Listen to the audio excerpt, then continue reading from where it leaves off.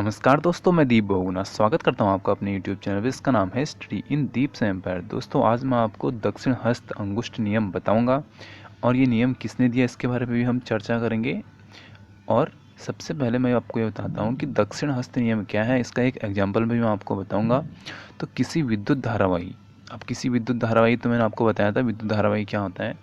इसमें अगर क्या हो कि चालक से संबंध चुंबकीय जो चुंबकीय क्षेत्र होगा इसकी दिशा ज्ञात करनी हो हमको, तो हम क्या करेंगे, दक्षिण हस्त अंगुष्ठ का रूल वहाँ पे लगाएंगे।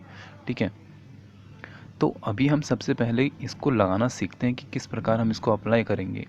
तो ये बेसिकली हमारे दाहिने हाथ, यानी आपका जो दाहिना हाथ है उसी से रिलेटेड है। दाहिने हाथ में विद्युत धारावाही चालक को इस प्रकार पकड़े हुए है कि आपका जो अंगूठा होगा वो विद्युत धारा की क्या होगा, दिशा की ओर संकेत करेगा। यानी जो हमारा अंगूठा होगा वो विद्युत धारा की ओर संकेत करेगा।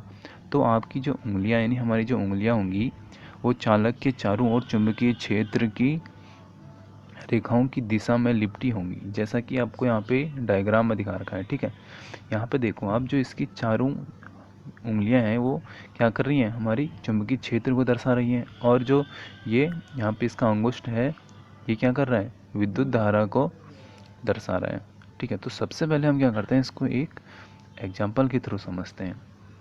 तो यहाँ पे आप ये उदाहरण देखो, किसी क्षैतिज शक्ति संचरण लाइन यानी पावर लाइन में पूर्व से पश्चिम दिशा की ओर विद्युत धारा प्रवाहित हो रही है। इसके ठीक नीचे के किसी बिंदु पर तथा इसके ठीक ऊपर के किसी बिंदु पर चुंबकीय क्षेत्र की दिशा हमको बतानी है।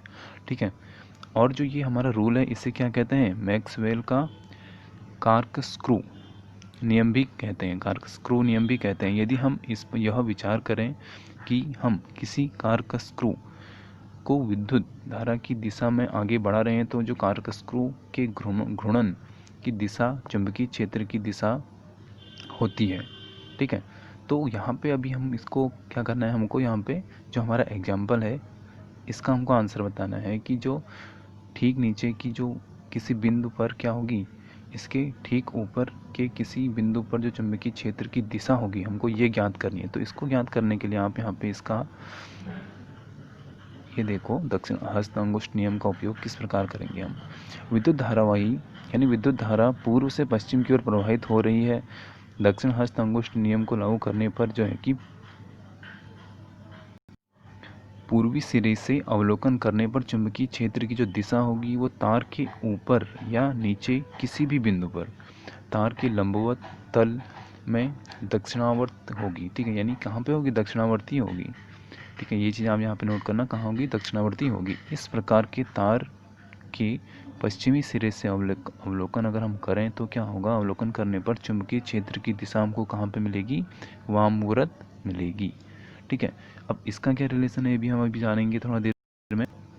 विद्युत धारावाही वृत्ताकार पास के कारण जो चुंबकीय क्षेत्र होगा वो किस प्रकार परिवर्तित होता है ये मैं अब आपको बताता हूँ। तो इसको हम सीधे समझते हैं इस डायग्राम से। तो यहाँ पे जो विद्युत धारा है, मैंने आपको इसका एक और डायग्राम ऊपर बताया था, वहाँ पे भी मैंने आपको ये बताया था कि विद्युत धारावाही पास के कारण जो उत्पन्न विद्युत क्या होती है, जो चुंबकीय क्षेत्र होता है इसकी जो रेखाएं होती है वो किस प्रकार घूमती हैं। तो जो ये ऊपर के और नीचे के जो दो सिरे होते हैं यहाँ पे तो क्या होती है, ये सर्कल वाइज घूमती है। ठीक है, और जो इससे अगर हम जितना दूर बढ़ेंगे तो उस प्रकार इसकी तरंगें क्या होती हैं, चेंज होती जाती हैं। यहाँ पे आप डायग्राम के माध्यम से अच्छे से समझ सकते हो। ठीक है, और ये मैंने आपको ऊपर एक बार समझाया भी था। इसके बाद आप यहाँ पे देखो, धारावाही वृत्ताकार कुंडली द्वारा उत्पन्न चुंबकीय क्षेत्र। तो यहाँ पे क्या कर रखा है, चुंबकीय क्षेत्र क्या कर रखा है, यहाँ पे उत्पन्न करवा रखा है और ये देख रखा है कि जो उसकी धारा है वो किस प्रकार आगे और पीछे बढ़ती है। अब यहाँ पर आप ये लास्ट पॉइंट भी देखो, जो परिनालिका में प्रवाहित विद्युत धारा के कारण चुंबकीय क्षेत्र होता है वो किस प्रकार चेंज होता है। ठीक है, तो पास पास लिपटे हुए विद्युत रोधी तांबे के तार की बेलन की आकृति की अनेक क्या है यहाँ पे फेरे लगे हैं। ठीक है, यहाँ पे आप यहाँ पे देख सकते हो इस डायग्राम में।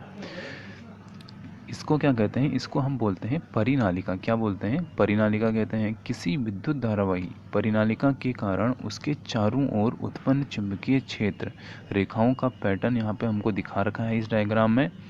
और क्या है कि इस चुंबकीय क्षेत्र के पैटर्न की तुलना कीजिए कि वास्तव में परिनालिका का एक सिरा, यानी जो हमारी ये परिनालिका है इसका एक सिरा उत्तर ध्रुव तथा जो दूसरा सिरा है वो दक्षिण ध्रुव की भांति व्यवहार करता है। परिनालिका के भीतर चुंबकीय क्षेत्र रेखाएं समांतर सरल रेखाओं की भांति होती हैं। यह निर्दिष्ट करता है कि किसी परिनालिका के भीतर सभी बिंदुओं पर चुंबकीय क्षेत्र क्या होता है, समान होता है।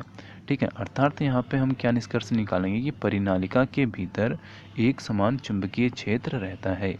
तो यानी ये जो परिनालिका है हमारी, इसके जो भीतर चुंबकीय क्षेत्र रहेगा वो क्या रहेगा, हमेशा एक ही समान रहेगा, यानी वो चेंज नहीं होगा। ठीक है, और इस डायग्राम के माध्यम से आप इसको समझ सकते हो कि किसी विद्युत धारावाही परिनालिका के भीतर और उसके चारों ओर की चुंबकीय क्षेत्र की जो क्षेत्र रेखाएं हैं वो किस प्रकार हमारी रहती हैं। और इसी में यहाँ पे इसका जो दूसरा वाला डायग्राम है इसको भी हम समझते हैं।